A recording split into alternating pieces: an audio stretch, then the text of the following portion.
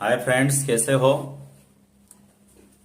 अगर आप इस चैनल पे पहली बार आए हो तो हमारे इस चैनल को सब्सक्राइब कीजिए, जिसकी वजह से आपको हमारे हर चैनल का नोटिफिकेशन मिलता रहे और आप कुछ नया नया सीखते रहे।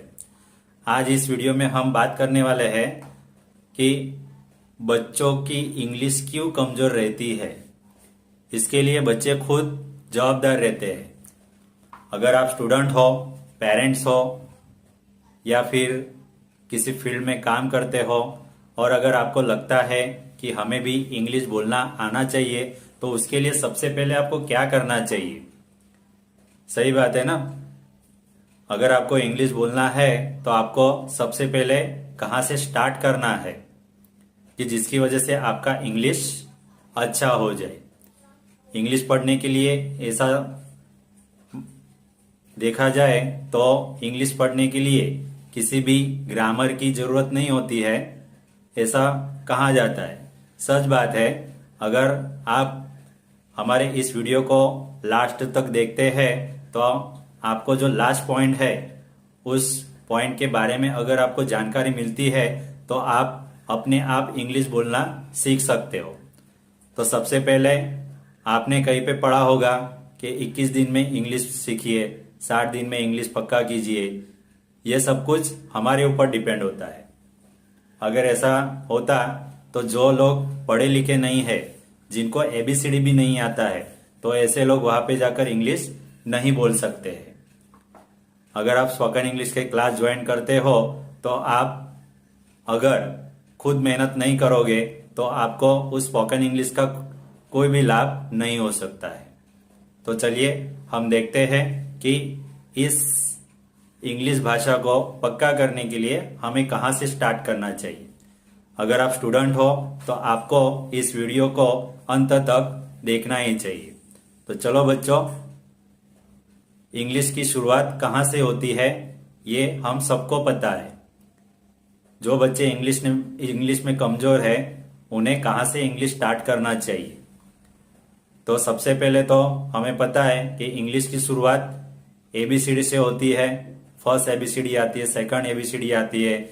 उसके बाद हमें एबीसीडी के बाद में जो इंग्लिश की 12 अक्षरी आती है वो 12 अक्षरी हमें लर्न करनी चाहिए। अगर वो हम लर्न करते हैं तो इंग्लिश की 12 अक्षरी की वजह से हम नाम लिखना सीख सकते हैं, बोलना सीख सकते हैं, पढ़ना सीख सकते हैं। तो ये सब कॉमन है, ये सब बेसिक है। अगर आप इंग्लिश की जो 12 खड़ी आती है उसे अगर आप हल नहीं करते हो, सॉल्व नहीं करते हो, याद नहीं करते हो, तो स्वाभाविक है आपको इंग्लिश बोलना नहीं आ सकता। ये तो हुई कॉमन बात। अगर आप बड़े स्टूडेंट हो, 10वीं के स्टूडेंट हो, 11वीं के स्टूडेंट हो या कॉलेज लेवल के स्टूडेंट हो, तो आपको इंग्लिश को पक्का करने के लिए क्या करना चाहिए। तो सबसे पहले तो इंग्लिश ग्रामर में जो टेंस आते हैं वो टेंस का सबसे पहले आपको अभ्यास करना चाहिए। अभी टेंस कंप्लीट कब होंगे उसमें भी कुछ शर्यत होती है। टेंस कंप्लीट करने के लिए सबसे पहले तो आपकी जो वर्ड बिल्डिंग होती है, जिसको हम वैक्यूमलेरी कहते हैं, इनसाइक्लोपीडिया कहते हैं, वो आपका पक्का होना चाहिए। उसको आप जितना पक्का करोगे उतना आप इंग्लिश को आसानी से बोल सकते हो, लिख सकते हो। ये हुई वैक्यूमलरी की बात। उसके बाद आता है जो वर्ब आते हैं। अगर आप कोई भी इंग्लिश में वर्ड बोलना चाहते हो और आपको उस इंग्लिश भाषा को इंग्लिश में बोलने के लिए अगर आपके पास वर्ब नहीं हो, अगर आपको हिंदी में पता है कि पढ़ना है तो इसको इंग्लिश में क्या बोलते हैं, तो उसको पढ़ना है तो उसको बोलते हैं रीड। अगर आपको पता नहीं होगा कि पढ़ने को इंग्लिश में क्या बोलते हैं तो आप इंग्लिश बोलना नहीं सीख सकते हो। तो इसके लिए सबसे पहले आपको जो वर्ब होते हैं वो वर्ब आपको कंप्लीट करने पड़ेंगे। वर्ब 3 टाइप्स के आते हैं, V1, V2 और V3।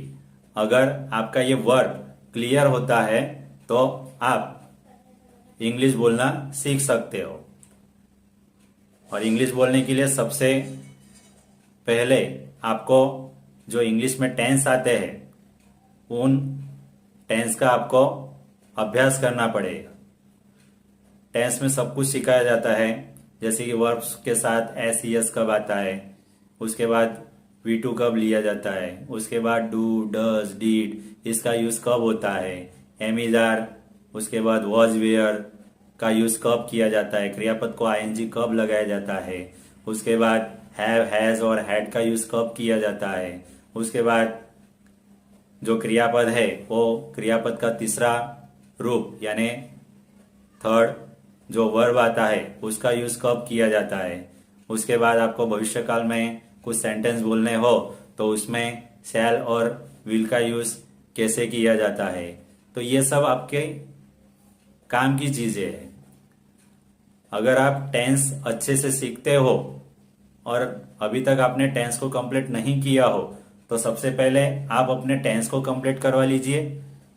अगर आपको टेंस कंप्लीट करवाने हो तो आपको कुछ बातें ऐसी है जिनको आपको फॉलो करना ही होगा, जैसे कि वर्ब याद करो, उसके बाद जो वैक्यूमलरी है, इनसाइक्लोपीडिया है उसको कंप्लीट करो। अगर ये आप कंप्लीट करते हो तो आपको इंग्लिश बोलना आसान रहेगा। अगर आपसे यही इतना भी नहीं हो सकता है तो कम से कम आपको लगता है कि हमें नॉर्मल इंग्लिश बोलनी है तो उसके लिए आपको बाहर जाने की जरूरत नहीं है। आपके पास एक किताब रहेगी जिसको हम स्पोकन इंग्लिश की किताब बोलते हैं। जितना आप स्पोकन इंग्लिश पढ़ोगे उतना आप बोलोगे, जैसे कि what nonsense, what are you doing, I am doing my homework, what is your name, how do you do. उसके बाद ऐसे बहुत सारे सेंटेंस आते हैं जिसको आपको सिर्फ याद रखना है कि इस वर्ड को, इस सेंटेंस को हिंदी में ऐसा बोला जाता है और हिंदी में से उसको इंग्लिश में इस तरह से बोला जाता है। अगर आपको लगता है कि आपका इंग्लिश पक्का हो, अच्छा हो, तो आप इंग्लिश की किताब जितनी हो सके उतनी ज्यादा पढ़िए और रोज कम से कम ऐसे 5 सेंटेंस अपनी नोटबुक में उतारिए और ऐसे करते करते आपका जो इंग्लिश है वो एक दिन अवश्य अच्छा होगा, ऐसी हमें खातरी है। अगर आप इंग्लिश को और इम्प्रूव करना चाहते हो तो फिर इंग्लिश न्यूज़पेपर्स आते हैं, इंग्लिश के न्यूज़ आते हैं टीवी पे, उनको देखिए। इंग्लिश को और पक्का करने के लिए आपका जो आजू बाजू का एटमॉस्फियर है उस एटमॉस्फियर को थोड़ा चेंज करवाइए। आपके आजू बाजू में जो भी बच्चे हैं अथवा आपके जो भी फ्रेंड्स हैं उनके साथ पहले आप इंग्लिश में बोलना सीखिए। जितना भी हो सके उनके साथ इंग्लिश में बात करना सीखिए, तो आपकी इंग्लिश सुधर सकती है। तो अगर ये वीडियो आपको अच्छा लगा हो और आप इंग्लिश के बारे में जानना चाहते हो तो कमेंट्स बॉक्स में जाइए और हमें तुरंत ही कमेंट्स कीजिए, जिसकी वजह से आपके जो भी प्रॉब्लम्स है वो हम आसानी से सॉल्व कर सकते हैं। ऐसे वीडियो देखने के लिए आप हमारे इस चैनल को सब्सक्राइब कीजिए, शेयर कीजिए, लाइक कीजिए, जिसकी वजह से आपको हर एक वीडियो का नोटिफिकेशन मिलता रहे और आप और आगे जाके इंग्लिश बोलना सीख सके। आज के लिए इतना ही, फिर मिलेंगे नेक्स्ट वीडियो में। तब तक के लिए बाय बाय।